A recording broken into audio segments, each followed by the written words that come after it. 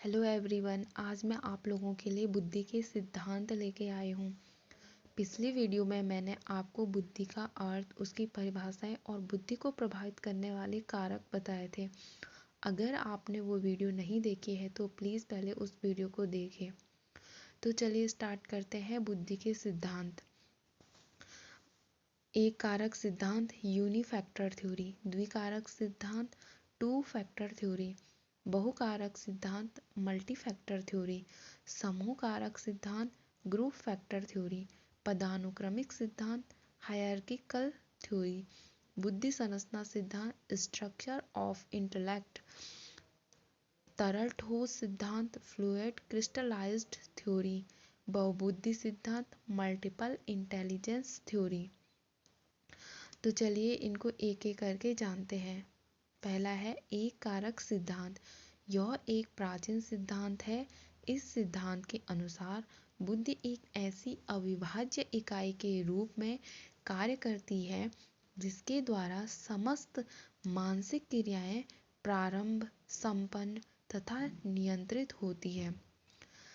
बिने टर्मेन स्टर्न ने इस सिद्धांत का समर्थन किया। कभी कभी एग्जाम में पूछ लिया जाता है कि एक कारक सिद्धांत किसने दिया था, तो इसमें 3 मनोवैज्ञानिकों के नाम आते हैं, जिसमें है बिने, टर्मेन और स्टर्न। इनका कहना था कि बुद्धि जो होती है वो एक कारक से मिलकर बनी होती, एक ही कारक से बनती है, और वही एक कारक क्या करता है, मानसिक क्रियाओं को प्रारंभ भी करता है, संपन्न भी करता और नियंत्रित भी करता है। इस सिद्धांत का खंडन करके दूसरा सिद्धांत आया, द्विकारक सिद्धांत। इस सिद्धांत का प्रतिपादन अंग्रेज मनोवैज्ञानिक स्पीयरमैन महोदय ने सन 1904 में किया था, और उनका कहना था कि बुद्धि 2 प्रकार के कारकों से मिलकर बुद्धि एक कारक से मिलकर नहीं बनी है, बल्कि बुद्धि 2 प्रकार के कारकों से मिलकर बनी है, जिसमें फर्स्ट है सामान्य कारक, जिसको जी फैक्टर कहते हैं। दूसरा है विशिष्ट कारक, जिसको एस फैक्टर कहते हैं। स्पीयरमैन ने कहा कि जो ये सामान्य कारक होता है वह क्या है, वह एक जन्मजात योग्यता है। इसे सामान्य योग्यता इसलिए कहा गया है क्योंकि सभी प्रकार के मानसिक क्रियाओं को करने में इसकी आवश्यकता होती है, और विभिन्न व्यक्तियों में जी कारक भिन्न भिन्न मात्रा में उपस्थित रहता है। दैनिक जीवन के कार्यों में भी जी कारक का उपयोग अधिक होता है। दूसरा उन्होंने बताया विशिष्ट योग्यता कारक, जिसको कि एस फैक्टर कहा जाता है। उनका कहना है कि जो ये एस फैक्टर होता है वह एक अर्जित योग्यता है, अर्जित योग्यता होती है। विभिन्न प्रकार के मानसिक कार्यों में अलग अलग विशिष्ट योग्यताओं की आवश्यकता होती है। फॉर एग्जाम्पल के लिए आंकिक गणना और शब्द प्रवाह दोनों ही प्रकार की मानसिक क्रियाओं में जी कारक निश्चय ही महत्वपूर्ण भूमिका निभाता है। परंतु इसके साथ साथ क्या होता है कि जो आंकिक गणना संबंधी कार्य होता है उसको करने के लिए आंकिक योग्यता होनी जरूरी होती है, और शब्द प्रवाह के लिए शाब्दिक योग्यता का होना अत्यंत आवश्यक है। ठीक हो गया।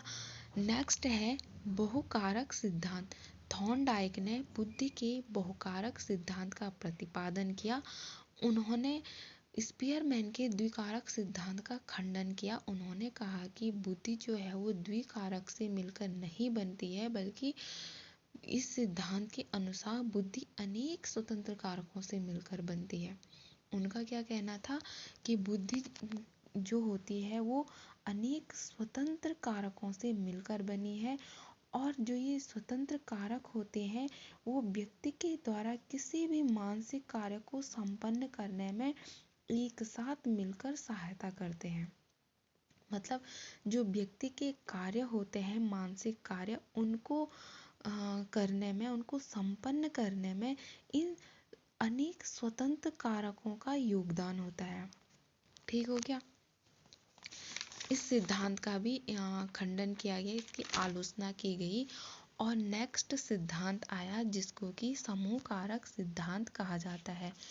और ये जो समूह कारक सिद्धांत है वो स्पीयरमैन का द्विकारक सिद्धांत तथा थॉर्नडाइक के बहुकारक सिद्धांतों के बीच का एक समन्वय है। ठीक है। और ये जो समूह कारक सिद्धांत है वो थर्स्टन द्वारा प्रतिपादित किया गया था। थर्स्टन ने यह सिद्धांत दिया था। उनका कहना है कि बुद्धि जो है बुद्धि न तो मुख्य रूप से सामान्य कारक से निर्धारित होती है और न ही असंख्य सूक्ष्म और विशिष्ट तत्वों से मिलकर बनी है, वरन बुद्धि जो है वो कुछ प्राथमिक कारकों से बनी है। इस प्रकार से कुछ मानसिक क्रियाएं जो होती है वो एक समूह का निर्माण करती है। जो ये मानसिक क्रियाएं, कुछ मानसिक क्रियाएं जो होती है एक समूह का निर्माण करती है और जिनमें कोई एक प्राथमिक कारक, जो ये एम है, आर है, वाई है, एस है, ये प्राथमिक कारक है होता है तथा किसी दूसरे समूह में कोई दूसरा प्रमुख कारक होता है, प्राथमिक कारक होता है, और तीसरे समूह में कोई तीसरा कारक होता है। इस प्रकार से मानसिक क्रियाओं के क्या होते हैं, अनेक समूह होते हैं तथा प्रत्येक समूह का, ये जो अलग अलग समूह है मानसिक क्रियाओं के, इन प्रत्येक समूह का क्या होता है, इन प्रत्येक समूह का एक अलग प्राथमिक कारक होता है जो कि समूह की क्रियाओं का समन्वय करता है और एक कार्यवाही इकाई बनाता है। और ये जो प्राथमिक कारक होते हैं वो क्या होते हैं, एक दूसरे से पृथक और स्वतंत्र होते हैं। जो थर्स्टन थे उन्होंने बुद्धि के 6 प्राथमिक कारक बताए, जिनमें है आंगिक कारक, शाब्दिक कारक, स्थानिक कारक, वाक्पटुता कारक, तार्किक कारक और स्मृति कारक। कभी कभी एग्जाम में इन कारकों से भी, जो ये प्राथमिक कारक होते हैं इन कारकों से भी क्वेश्चन बन जाते हैं, तो प्लीज़ इन कारकों को भी नोट डाउन कीजिए। बाकी जो सिद्धांत बच गए उनको हम नेक्स्ट वीडियो में देखेंगे। अगर आपको ये वीडियो अच्छी लगती है, हेल्पफुल लगती है, तो प्लीज़ इस वीडियो को शेयर कीजिए, लाइक कीजिए, कमेंट कीजिए, और अगर अभी तक आपने इस चैनल को सब्सक्राइब नहीं किया है तो प्लीज़ इस चैनल को सब्सक्राइब कीजिए। Thank you.